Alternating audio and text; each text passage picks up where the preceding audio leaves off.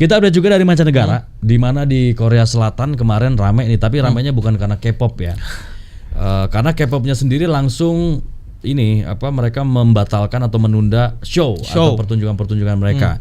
Karena Presiden Korea Selatan Yoon Suk Yeol menetapkan status darurat militer. Tapi hanya 6 jam tuh ya. 6 jam, dan 6 jam waktu yang cukup hektik bikin satu negara chaos. Itu apa sih yang mendasari Om? Jadi memang Presiden Korsel begitu mendadak pada pukul 20, sekitar pukul 20 melakukan keputusan darurat militer. Oke. Darurat militer ini kalau memang dari kata memang sederhana, cuma 2 kata gitu, tapi impactnya cukup besar gitu. Karena seolah-olah ini menjadi nyawanya diktator gitu. Dan seluruh elemen masyarakat di Korea Selatan itu sangat khawatir dengan keputusan ini. Pertama, efeknya adalah presiden berhak menggunakan militer untuk menjaga negara. Kemudian bisa mengerahkan kepolisian. Benar. Bisa melakukan penangkapan tanpa surat perintah, dan ini sangat bahaya kan. Benar. Kita pernah trauma dengan itu, dan ini terjadi di Korsel gitu. Kemudian pembatasan berorganisasi dan berkumpul. Gitu. Jadi memang sangat mencekam 6 jam itu gitu, dan langsung direspon oleh partai oposisi Demokrat. Gitu. Partai Demokrat di sana ya, bukan Demokrat di sini gitu. Berarti nggak ada AHY di sana. Nggak ada, adanya SBY. Nggak ada. Di sini Pak. Oke, terus. Nah, di sana itu oposisi yang dipimpin oleh Partai Demokrat sebagai mayoritas melakukan pertemuan dan rapat besar di MPR-nya sana lah ya, gitu, Majelis Nasionalnya Korea, untuk melakukan pemungutan suara. Yang isinya poinnya adalah untuk membatalkan darurat militer yang dilakukan oleh presiden. Pemungutan suara juga dilakukan dengan tidak mudah oleh Partai Demokrat dan kawan-kawan gitu ya. Karena apa? Karena kantor Majelis Nasional itu telah dikerubungi dan dijaga oleh militer gitu. Gara-gara status darurat militer. Status darurat militer itu. Nah, kemudian para oposisi akhirnya melakukan, makanya tuh di video sangat dramatis. Banyak orang yang bahkan dibantu oleh masyarakat untuk naik ke pagar agar melakukan voting gitu. Setelah masuk, akhirnya 190 anggota parlemen dari 300 anggota setuju untuk mencabut, membatalkan darurat militer yang dilakukan oleh Presiden Korsel gitu. Nah, kemudian setelah berjalan itu, presiden akhirnya juga karena desakan publik, desakan parlemen, akhirnya kemudian membatalkan yang akhirnya cuma mencakup 6 jam waktu Korea untuk melakukan darurat militer. Dia jadi kayak orang kepanikan gitu ya. Nah, itu yang menjadi pertanyaan masyarakat dunia gitu. Apa motif dari Presiden Korsel melakukan itu? Dia hanya menyebut bahwa menjaga negara Korea Selatan dari nilai-nilai Korea Utara gitu. Ancaman Korea komunisme ya. Ancaman komunisme dari Korut. Dan ini tidak dijelaskan secara spesifik apa ancaman itu gitu. Di satu sisi ini adalah bentuk kediktatoran Presiden Korsel menghadapi partai oposisi. Karena partai oposisi ingin melakukan rancangan undang-undang untuk melakukan pengurangan anggaran. Gitu. Anggaran apa Om? Anggarannya tidak dijelaskan secara spesifik, tapi anggaran untuk pemerintahan, operasional pemerintahan gitu. Dan ada ancaman pemakzulan juga tuh ya. Nah, setelah kemudian presiden itu membatalkan darurat militer, para menteri-menteri dan staf-stafnya itu banyak yang mengundurkan diri, termasuk menteri pertahanan. Termasuk menteri-menteri utamanya presiden lah ya gitu. Itu mengundurkan diri. Kemudian parlemen melakukan niat untuk pemakzulan presiden gitu. Nah, mungkin inilah yang ditakutkan oleh Presiden Korsel, bahwa menghadapi oposisi itu tidak mudah, kemudian panik melakukan darurat militer gitu. Kemudian ada isu lagi bahwa presiden ini takut jika keluarganya ini diusut oleh kasus gratifikasi dan korupsi gitu. Skandal-skandalnya diusut. Skandal-skandalnya, karena kan sebelumnya istri dari Presiden Korsel itu telah diperiksa dalam kasus gratifikasi penerimaan tas mewah sebesar $2.000 $2.000 gitu. Kemudian mertuanya presiden juga telah ditangkap selama setahun kasus gratifikasi gitu. Oh ya? Iya. Oh. Jadi memang anaknya jadi ketua partai nggak? Oh enggak ya? Enggak kayaknya. Enggak. Aman. Terus. Aman. Nah, jadi memang Presiden Korsel ini tampaknya memang banyak masalah yang di sekelilingnya dia, kasus-kasus yang menyertai. Kemudian karena ketakutan itu melakukanlah aksi-aksi yang dianggap oleh masyarakat konyol gitu. Karena sekutunya Korea Selatan di Amerika Selatan kan juga mempunyai basis militer di Korea kan. Benar. Salah satu sekutu utama itu panik dan tidak tahu dengan keputusan darurat militer ini gitu. Karena efeknya nanti takutnya tentara akan cabut dari Korea Selatan kan. Iya. Jadi memang Presiden Korsel ini tengah disudutkan lah gitu. Dan isu pemakjulan menjadi kencang gitu. Dan semakin kuat ya, apalagi kayaknya dorongan masyarakat untuk mengusut skandal-skandal korupsinya Presiden Yoon Suk Yeol, termasuk juga keluarganya. Ini semakin terbuka dan semakin terang benderang gitu ya. Termasuk juga dari parlemen mendesak juga adanya pemakzulan. Wah, makin ramai tuh karena masyarakat Korea juga kemarin menggelar aksi unjuk rasa.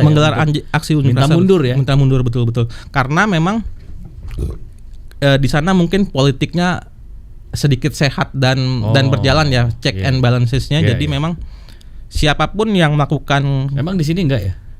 Di negara Wakanda kayaknya kurang deh. Wakanda ada aja. Sebuah negara ya. Di Wakanda itu kurang ya. Kurang gitu. Terus. Nah, jadi memang pengusutan ini menjadi perhatian masyarakat kan, karena jangan sampai korupsi yang di depan mata tidak terlihat gitu. Karena di satu sisi kan Presiden Korsel ini kan juga mantan jaksa kan sebenarnya. Oh gitu. Berarti di belakang dong ya? Jaksa. Iya. Di situ ya jalannya kan. Bule. Banyak bule tuh di situ. Nah, itu dia. Jadi memang ya seperti itu. Presiden Korsel setengah menghadapi himpitan secara politik dan hukum gitu. Jadi sekarang posisinya terdesak tuh ya. Terdesak gitu. Terdesak oleh parlemen, terdesak oleh hukum, terdesak oleh publik. Waduh. Dan oleh sekutu pula gitu. Iya benar. Bahkan partai yang mengusung dia sendiri pun telah melakukan mosi tidak percaya kepada Presiden Korsel gitu. Sendirian dong dia. Makanya dia sendirian. Ya itulah akhirnya kemudian panik dan melakukan aksi-aksi keputusan yang udah dianggap konyol. Ditinggal sama menteri-menteri pentingnya, ditinggal partainya. Belum ditinggal keluarga sih.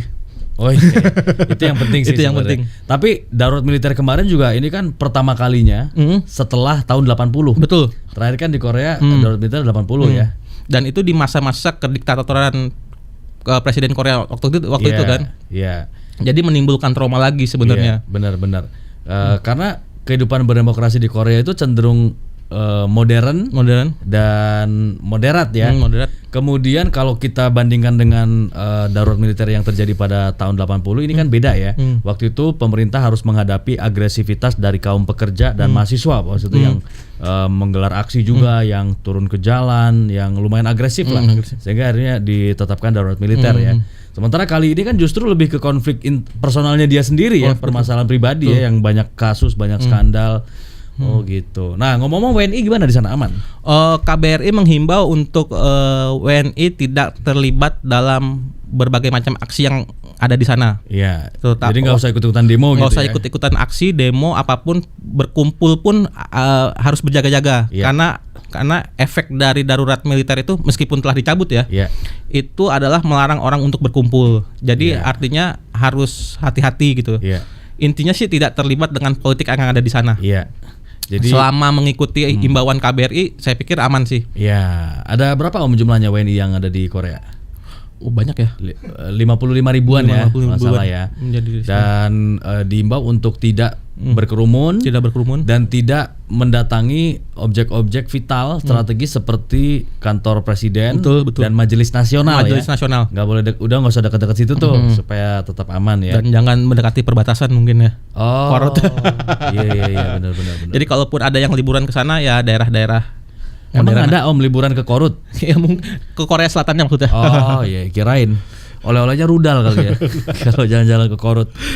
Ya, dan ada nomor kontak ya dari KBRI di Seoul untuk dibagikan kepada WNI untuk melapor apabila ada apa-apa ya. Oke, mudah-mudahan situasinya membaik ya.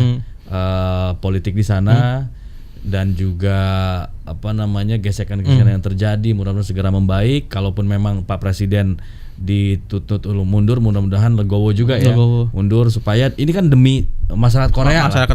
Ya. Karena kan ekonomi juga berpengaruh, karena industri kreatif di Korea Selatan sendiri saat ini juga ibarat kata sedikit mati suri ya gitu. Maksudnya karena kan para pelaku entertainnya tidak boleh melakukan kegiatan seperti itu. Nggak boleh manggung ya. Itu pada di-cancel-cancelin tuh ya. Jadi pemerintah memberikan selebaran kepada agensi-agensi dan manajemen artis untuk tidak melakukan kegiatan terlebih dahulu gitu. Iya. Pantesan kemarin saya dikontak manajer saya tuh, Om. Nggak usah manggung dulu katanya. Gitu, panggungnya rubuh. kena angin. Gitu. Iya. Jadi kayak Blackpink gitu, kemudian BTS gitu, segala macam juga. BTS towernya banyak. Behind the scene. Kalau JKT48 masih bisa ya? Di Indonesia aman ya. Terutama di teaternya daerah Sudirman. Iya. Bapak sering datang Pak kalau konser JKT48? Saat di lapangan sih sering. Widih. Bapak wota ya? Wota ya. Biasa katanya kalau misalnya lagi pada nyanyi tuh Bapak ke toilet. Ya, katanya gitu ya. Gerah soalnya. Iya, kalau JKT48 manggung tuh wota-wotanya penonton-penontonnya pada ini ya melipir ya. Ke toilet ya. Bawa amis ya. Astagfirullahaladzim. Gitu darurat. Nih, bintang K-pop diminta tidak tampil di depan publik. Oh, artinya bukan hanya manggung ya, tapi untuk muncul misalnya jajan nih ke minimarket mau beli permen kaki gitu ya, nggak usah tuh ya, mendingan ya. Iya, takutnya menimbulkan atensi dan kerumunan sih. Saya pikir itu menimbulkan kerumunan. Iya, takutnya diserbu untuk foto-foto gitu ya. Artinya memang lagi mengurangi aktivitas publik ya, masyarakat Korea ya. Waduh, kebayang dong, Pak. Darurat militer diterapin, terus gonjang-ganjing politik nih lagi bergolak kan di sana. Terus tadi kita lihat juga gambarnya, visualnya bagaimana suasananya ketika aksi unjuk rasa digelar oleh masyarakat Korea yang mendorong agar presiden mereka mundur. Kebayang suasana kayak gitu. Suasana mencekapnya ya. Iya kan? Ya walaupun nggak semencekam dulu 98, tapi kan bisa dibayangkan itu situasi yang benar-benar tidak nyaman ya. Karena pengerahan militer juga dipertontonkan dengan jelas kan di Korea itu. Iya. Pengerahan militer dari barak menuju Majelis Nasional itu dipertontonkan, dan itu menimbulkan trauma bagi masyarakat Korea. Iya. Dan ini mengejutkan bagi penduduk masyarakat dunia ya. Betul. Karena Korea Selatan yang selama ini image-nya adalah negara yang aman, damai, terus di sana entertainnya luar biasa, berkembang pesat dengan K-popnya. Tiba-tiba terjadi pergolakan yang kayak gini. Bahkan industrinya juga harus harus tiarap dulu nih sekarang ini. Luar biasa, mengagetkan. Dan memang yang patut sebenarnya yang bisa kita contoh adalah instrumen hukumnya ya, maksudnya pengerahan hukum, aparat segala macam, tidak pandang bulu gitu. Kemudian check and balances antara pemerintah dengan parlemen ini juga sangat baik gitu. Artinya parlemen bisa memberikan punishment kepada pemerintah gitu ketika memang dianggap melanggar undang-undang gitu. Iya. Tapi emang ini sih ya, kalau memang benar ya bahwa banyak skandal nih korupsi dari presiden dan istri gitu yang terima gratifikasi ya, tas-tas mewah kayak gitu ya, memang ini udah parah sih berarti. Karena memang sebenarnya proses penyelidikan sudah dilakukan, kemudian dihentikan tanpa hasil gitu.